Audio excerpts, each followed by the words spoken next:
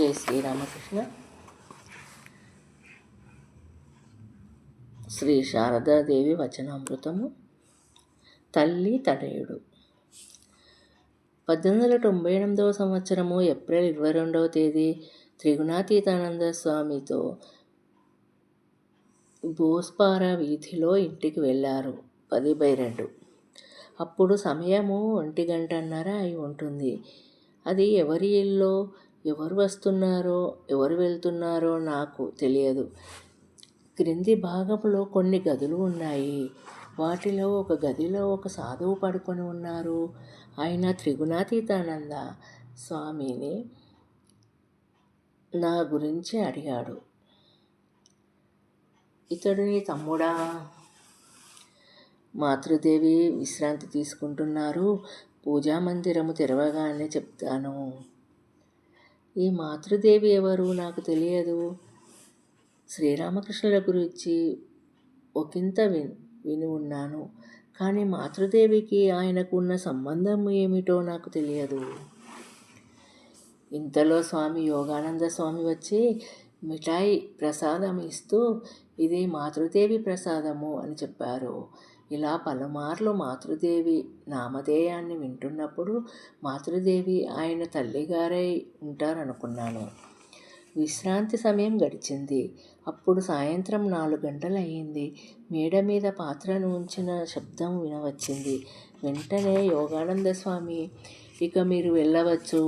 మాతృదేవి మేల్కొన్నారు, పూజామందిరం తెరిచారు అని చెప్పారు. త్రిగుణాతీతానంద స్వామి వెళ్ళలేదు. మేడ మెట్లు చూపిస్తూ నన్ను మేడ మీదకు వెళ్ళమన్నారు. నేను మేడ మీదకి వెళ్ళాను. ముందు గదిలో అంటే పడమటి గదిలో ఎవరూ లేరు. తిరిగి చూస్తే తూర్పు వైపు గదిలో ఒక స్త్రీ కూర్చొని ఉన్నారు. ఆమె నన్ను చూడగానే, నువ్వు శారద తమ్ముడివా కదా, మఠానికి వెళ్తూ ఉంటావా? అది మంచి పని. ఇదిగో కాస్త మిఠాయి తిను అంటూ మిఠాయి ప్రసాదము మంచినీరు ఇచ్చారు. తిని తిరిగి వెళ్ళబోయాను. వెంటనే ఆమె నన్ను పిలిచి, నమస్కారం చేయలేదే అన్నారు. నాకు సిగ్గు వేసింది. తక్షణమే ఆమెకు ప్రణమిల్లడానికి వెళ్ళాను. కానీ ఆమె ముందుగా గురుదేవులకు నమస్కరించమన్నారు. అలాగే ప్రణమిల్లాను. ఆ తర్వాత మాతృదేవిని నా చుబుకాన్ని స్పృశించి దీవించారు. మఠానికి వెళ్తున్నప్పుడు త్రిగుణాతీతానంద స్వామితో మాతృదేవిని గురించి వివరాలు అడిగాను. ఆ తర్వాతే మాతృదేవి అంటే ఆమె అని తెలుసుకున్నాను. నేను మీ తమ్ముణ్ణి అని మీరే స్వయంగా లేదా ఎవరి ద్వారానన్నా మాతృదేవికి తెలిపారా అని అడిగాను. లేదు అన్నారు స్వామి. రెండోసారి మాతృదేవిని ఒక చిరస్మరణీయమైన రోజు దర్శించాను. అది మే 15వ తేదీ ఆదివారము. ఆ రోజు వేకువనే లేచి మాతృదేవి పూజ కోసం మఠం నుండి పువ్వులు సేకరించి తీసుకువెళ్ళాను. మాతృదేవి ఇంటి క్రింది భాగంలో కూర్చొని ఉన్న యోగానంద స్వామి, నువ్వు చిన్నవాడివే కదా, తిన్నగా మాతృదేవి వద్దకు వెళ్ళు అని చెప్పారు. అప్పుడు నాకు 18 ఏళ్ల వయస్సు. మాతృదేవి పూజాసనం మీద కూర్చొని ఉన్నారు. నేను ఇచ్చిన పువ్వులు అందుకున్నారు. ప్రక్కనే ఉన్న మరో ఆసనం మీద నన్ను కూర్చోమని చెప్పి ముందు పూజ పూర్తి చేస్తాను అని చెప్పారు. పూజ పూర్తి కావడానికి అరగంట పట్టింది. ఆ తర్వాత నా వంక చూస్తూ, మంత్రం పుచ్చుకుంటావా అని అడిగారు. నా మనస్సులో మంత్రదీక్ష పుచ్చుకోవాలని ఉత్సాహము ఉండి ఉండవచ్చు. కానీ నేను ఆ విషయం ఎవరితోనూ వ్యక్తం చేయలేదు. నా మనసులోని విషయం ఆమెకి ఎలా తెలిసిందబ్బా?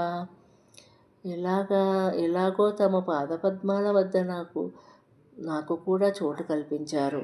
ప్రక్కనున్న దూరగా పండిన పండును నాకిచ్చి, దీన్ని నాకివ్వు నాయనా అని చెప్పారు. ఆమె వస్తూనే ఆమెకు గురుదక్షిణగా సమర్పితమైంది.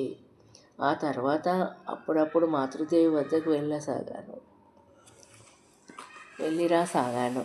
యోగానంద స్వామి అంతిమ దినాలవి. తీవ్ర రోగంతో బాధపడుతూ మాట్లాడే శక్తిని కూడా క్రమంగా కోల్పోతున్నారు. మాతృదేవి ప్రథమ శిష్యుడు, సేవకుడు ఆయనే. సహజంగానే మాతృదేవి ఆయన పట్ల ఎంతో ఆప్యాయంగా ఉండేవారు. ఒకరోజు ఉదయము మామూలుగా మాతృదేవి పూజ కోసం పువ్వులు తీసుకుని మేడ మీదకి వెళ్ళాను. అప్పుడు మాతృదేవి కాళ్ళు చాపుకొని ముఖాభిముఖంగా పశ్చిమాభిముఖంగా మౌనంగా కూర్చొని ఉన్నారు. ఆమె కళ్ళ వెంట కన్నీరు వరదలై ప్రవహిస్తుంది.